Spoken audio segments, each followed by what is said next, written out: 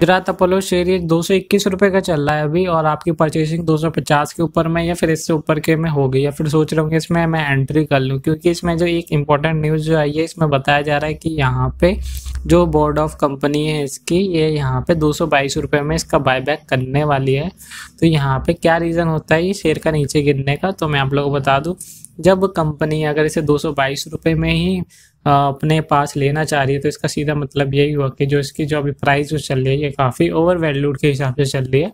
तो उन्होंने एस्टिमेट करके सारी कैलकुलेशन करी और समझा कि ये क्या 222 रुपये में हमें शेयर लेना सही बनता है। आपको अपने शेयर होल्डर से अगर शेयर वापस लेने ही हैं तो उन्हें थोड़ा सा बेनिफिट करा के दीजिए कि फिर वो एंट्री कर सके। जैसे कि अब इसका मार्केट प्राइस 250 से ऊपर चल रहा था, आप 300 का ले सकते थे बायबैक, लेकिन वो सारी मैनेजमेंट अपनी कैलकुलेशन के हिसाब से करती है, तो वो उनके एस्टिमेशन है, तो उसकी वजह से ये थोड़ा शेयर पे इम्पैक्ट हुआ है। जैसे कि आप इसमें आराम से देख रहे होंगे कि इसमें जो शेयर का जो प्राइस है काफ़ी ज़्यादा नीचे की तरफ में गिरता हुआ नज़र आप लोग को दिख गया है, 16 रुपये के आसपास में गिर गया है। अब उन लोगों का सजेशन ये होगा कि ये 222 रुपये में इन्होंने करा, कब इसकी डेट है और क्या हम इसमें क्या अपॉर्चुनिटी ढूंढ सकते हैं, तो ये सारी चीज़ें आप लोग को समझा देता हूँ। तो जिन लोगों को गुजरात अपोलो के बारे में नहीं पता है तो वो वेबसाइट पे आके इनकी देख सकते हैं। इतनी भारी भरकम मशीनरी बनाती है जिसमें बहुत अच्छा काम ये है कि मतलब अभी गवर्नमेंट का भी बेनिफिट करा रही है, जहाँ पे बड़े बड़े उसमें जाके अच्छे खासे इन्होंने मशीनरी लगा रही है जिससे कि हेल्प हो सके और तेज़ी से काम चल सके, ये सारी चीज़ें। और अभी इंपॉर्टेंट चीज़ ये आती है, मैं इसकी थोड़ी बैलेंस शीट में देख रहा था, मुझे कुछ चीज़ें अच्छी भी दिखी, कुछ चीज़ें बुरी भी दिखी। काफ़ी टाइम से चीज़ें नहीं चली है और काफ़ी टाइम से अच्छी परफॉर्मेंस करते करते इतनी मुकाम पे आ गई कि इनके पास अच्छा खासा पैसा इकट्ठा हो गया है। लोग इसमें एंट्री करके बैठे हैं। यहाँ पे ये बड़ी सी इन्होंने कैंडल देखी होगी यहाँ पे, तो इन लोगों को थोड़ी सी इनसाइडर पड़ गई होगी न्यूज़, तभी इन्होंने 200 के लेवल पे लेना स्टार्ट समझा और सोचा कि अगर जैसे बायबैक होता है तो हम यहाँ पे एक अपॉर्चुनिटी अपनी बना लेंगे। तो ये शेयर पहुंच गया 243 तक। मेहरबानी आप लोगों की, आपने इस शेयर को इतना प्यार दिया और ये 243 के ऊपर तक चला गया। तो फिर जिन लोगों को पता था भैया इतना इसका वैल्यूएशन है नहीं, और फिर वहाँ पे काम कहानी स्टार्ट हो जाती। अब इसके जो मैं मेन एक्सपेक्ट जो बता दूं बायबैक की क्या इंपॉर्टेंट चीज़ें होने वाली है, कि बेनिफिट होने वाला है इससे।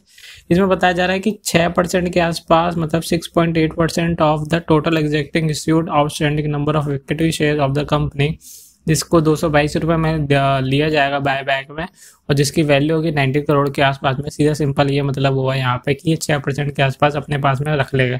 इससे बेनिफिट मैं आप लोगों को थोड़ा सा बता दूं क्या होने वाला है, कि इनके पास में प्रमोटर्स के पास में जो शेयर होल्डिंग है वो आने वाली है, क्योंकि अभी 2018 से लेकर अभी तक देखेंगे तो इनकी शेयर होल्डिंग थोड़ी सी कम हुई थी, तो मेरे को लग रहा है कुछ होल्डिंग ये फिर से वापस लेना चाह रहे हैं अपने। 6.40 के आसपास में अभी तक है, तो 6% और आ जाएगी तो अप्रोक्स इनका हो जाएगा 62% के आसपास में, जो कि अब मैं 2018 के आसपास में भी देखो तो 64 के आसपास में था, फिर भी 2% कम मान के चल सकते हैं। अप्रोक्स 8% उन्होंने अपने जरूर वहाँ से कम की थी। लेकिन सबसे मेन एक्सपर्ट जो मैं इसमें देख रहा हूँ अभी डीआईज और गवर्नमेंट की जो भागीदारी है वो अभी तक नहीं आई है इसके अंदर में, तो वो काफ़ी कंसर्न वाली चीज़ मेरे को दिख रही है यहाँ पे। जैसे इनकी भागीदारी आनी स्टार्ट हो जाती है डीआईज की या गवर्नमेंट की, तो मुझे लग रहा है कि यहाँ से ये शेयर अच्छा खासा जंप अप ले सकता है, क्योंकि जो 43% जो आप लोगों के पास में है, या फिर एफआईज भी अगर इसमें इन्वेस्टमेंट करना चाहेगी तो वो आप ही से शेयर उठाएगी, तो आप वहाँ पे मन चाहे रेट में उनको देना। ये नहीं कि भैया कि 10 रुपये में बढ़ गया, नहीं, उनको महंगे में देना आप अच्छे से। मतलब वो वैल्यूएशन करके तो रखेंगे कि जिस हिसाब से प्राइस में आना चाहिए तो उस हिसाब से वो रहेंगे। लेकिन अगर जैसे डीआईज और एफआई लॉन्ग टाइम के हिसाब से रहते हैं शेयर में, तो ये शेयर फिर से बूस्टअप हो सकता है। और मैं जहाँ तक माना प्रमोटर अपने पास में रखेगा इसे, तो एक अच्छी बात है, क्योंकि वो ऐसे 10-20 रुपये अगर बढ़ता है शेयर तो वहाँ पे एकदम से टूट नहीं पड़ते शेयर को सेल करने के लिए। वहीं पे सेम बात कर लूँ डीआईज की, तो वो भी सेम सिनेरियो यही चीज़ करेंगे, लॉन्ग टाइम के एक्सपेक्ट से देखेंगे। अगर यहाँ से 200 का अगर वो लेके भी चलते हैं इस रेट को, तो वो अप्रॉक्स 400 या 500 के लेवल क्रॉस करेगा, तभी उस शेयर में प्रॉफिट बुक करते हैं, वो भी थोड़ा मार्जिन तौर पर। और जिस हिसाब से मैं चीज़ें कह रहा हूँ कि अगर इसमें क्यों आ सकते हैं, तो मैं इसके बैलेंस शीट कुछ दिखा देता हूँ आपको। फंडामेंटल मुझे काफ़ी प्रॉमिसिंग लगी कंपनी, कुछ टाइम से अभी परफॉर्मेंस डाउन थी, तो वो चीज़ को आपके सामने कंपेयर करके दिखाता हूँ। मैं कहूँगा आपको इस कंपनी को लेना पक्का बनता है, चाहे 200 के रेट में है 150 के रेट में आपको लेना बनता है, क्योंकि यहाँ पे मैं मार्केट कैपिटल की 300 करोड़ याद रखिएगा, 300 करोड़ की मार्केट कैपिटल है, सिर्फ इसको याद करके रखिएगा। फिर इसकी कंपेरिजन में किससे करने वाला हूँ आप देखते रहिएगा। अब जो यहाँ पे इसकी बुक वैल्यू 419 रुपये के आसपास में, करंट प्राइस 238 के आसपास इन्होंने भी दिखाया, लेकिन अभी 222 के आसपास में आ गया। तो यहाँ पे 52 वीक्स जो यहाँ पे हाई जो बताया गया है 274 के आसपास जो गया अभी गया, तो अभी मुझे लग रहा है 200 के लेवल पे अगर वहाँ पे क्रिटिकल सपोर्ट है, अगर वहाँ पे उसको तोड़ता है कुछ भी करता है तो एवरी डिप में इसको बाय करने के लिए मैं आप लोगों को कहूँगा बहुत अच्छी अपॉर्चुनिटी और आपको लेना बनता भी है। और अभी इसकी रिटर्न ऑफ कैपिटल एम्प्लॉयड वहाँ पे 3%, ये 5% से ऊपर रहती है तो मैं थोड़ा बेनिफिशियल मानता हूँ, नहीं तो फिर इतना भी ठीक है। लेकिन यहाँ पे बुक वैल्यू 419 रुपये के आसपास में, तो इसको मान के चल रहा हूँ ठीक है यहाँ पे। और 419 रुपये की चीज़ आपको मिल रही है किसी 220 के आसपास में मिली तो और बेहतरीन, और क्या चीज़ चाहिए। और प्रमोटर अपने पास ले रहा, थोड़ा सा इफेक्ट हुआ है, चीज़ों को समझ में नहीं आई तो वो चीज़ों मैं आपको समझा रहा हूँ। वो अपने पास में रखेंगे, ज़्यादा हड़बड़ी नहीं करेंगे सेल को सेल करने में। जैसे यहाँ पे हमारे पब्लिक में ऑपरेटर्स भी काफ़ी होंगे तो वो मैनिपुलेट कर रहे होंगे शेयर को थोड़ा बहुत, तो वो थोड़ा मैनिपुलेशन कम हो जाएगा। इस वेबसाइट ने प्रोज बताई है इस कंपनी की, जो ऑलमोस्ट डेट फ्री है। मतलब सबसे मेन चीज़ यही होती है कि कंपनी को ख़राब क्या करती है, उसकी डेट ख़राब करती है। वहीं पे अगर इसकी स्टॉक जो ट्रेडिंग हो रही है इसकी बुक वैल्यू से काफ़ी कम हो रही है और कंपनी की ग्रोथ भी क्वार्टर एंड क्वार्टर बढ़ती हुई नजर आ रही है। लेकिन कौन काफ़ी चीज़ों के बारे में बताया इन्होंने, इनकी जो सेल्स ग्रोथ है 20% से कम बताई जा रही है। लो एंड रिटर्न बताए जा रहे हैं 3 साल के अंदर में। अर्निंग जो इनकी बताई जा रही है वो भी कम बताई जा रही है, 99 करोड़ के आसपास में बताई। अभी हम बैलेंस शीट में देखेंगे फिर वहाँ पे देखेंगे कि पे आउट कम है थोड़ा सा 3 साल के हिसाब से कम पे।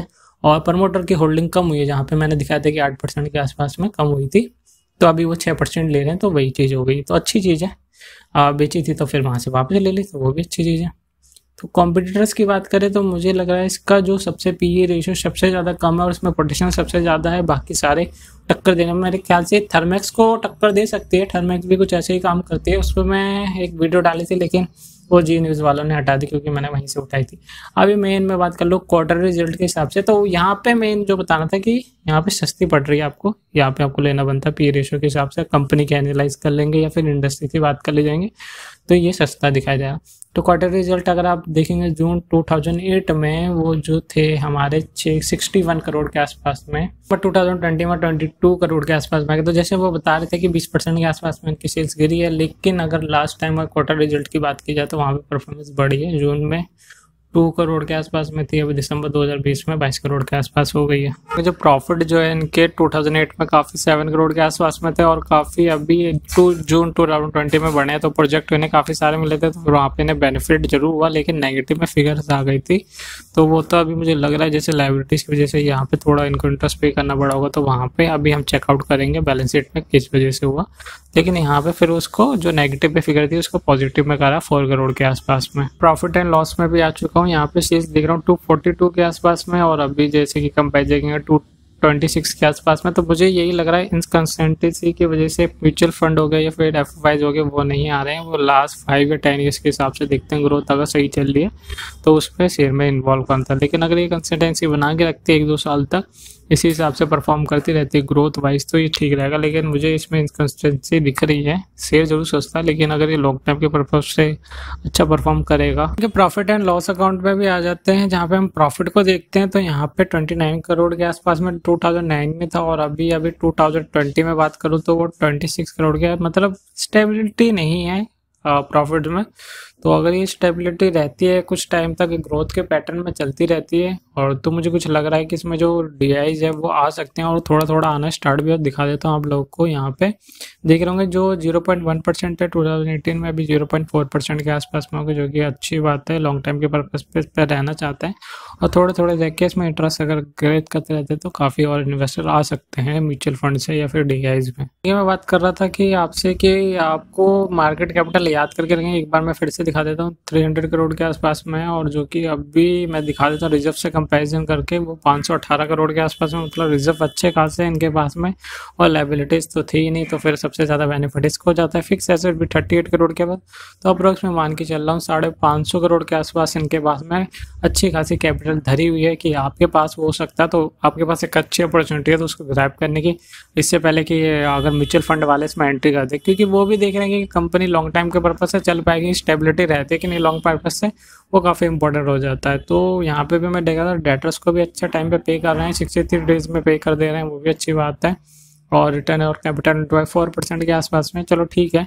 5% से ऊपर आता तो मैं ज़्यादा प्रॉमिसेबल मांगता हूँ। करता हूँ मैंने कुछ चीज़ें आपके साथ में क्लियर कर दी होगी इसके में, तो आपको पता चल गया होगा इसको कब लेना बनता है। लेकिन अगर आप इसे एवरेज डिप में बाय करते हुए चलते हैं और अगर इसकी परफॉर्मेंस अच्छी चलती रहती है अगर आने वाले 2-3 सालों में, तो ये अप्रॉक्स में कम से कम मेरे ख्याल से अच्छा खासा मल्टीबैगर तो बनेगा ही और एक अच्छी अपॉर्चुनिटी अगर आप इसे लॉन्ग टाइम के लिए होल्ड करके रखते हैं अपने पास में, क्योंकि फ्लोटिंग अगर मैं देखूँ शेयर्स की उतनी ज़्यादा नहीं है जिस हिसाब से होनी चाहिए, फिर जितनी भी है ठीक है। मुझे लग रहा है अगर इसमें अगर फेस वैल्यू 10 के हिसाब से फिर अगर बढ़ते बढ़ते मेरे को लग रहा है ये 4 डिजिट में जा सकता है शेयर, ऐसा करके ये शेयर जा सकता है। अगर इसमें की परफॉर्मेंस अच्छी खासी रही तो आप इस शेयर को ले सकते हैं। मेरे हिसाब से तो पॉजिटिव वे में ही है। अप्रोक्स थोड़ा सा अगर देखोगे किस हिसाब से इसकी परफॉर्मेंस और इसको किस हिसाब से प्रोजेक्ट मिलते हैं वो देखना काफ़ी ज़्यादा इंपॉर्टेंट होता है। और जो ये न्यूज़ आई है बायबैक की, इसमें घबराने वाली चीज़ नहीं है। यह अप्रोक्स अब 250 ईजिली क्रॉस कर जाएगा, थोड़ा टाइम दीजिए और 2-3 क्वार्टर का वेट कीजिए। तो उसके बाद अगर अच्छे नंबर्स आने स्टार्ट हो जाते हैं इस शेयर में तो आपको अच्छे खासे प्राइस में मिल सकता है। आपको इससे लेकर रिलेटेड कोई भी क्वेश्चन है या फिर सवाल है या फिर कोई चीज़ समझ में नहीं आई है, मुझसे कोई चीज़ छूट गई तो कमेंट में मेरे साथ जरूर आंसर कीजिएगा। मैं मिलता हूँ आपसे नेक्स्ट वीडियो में।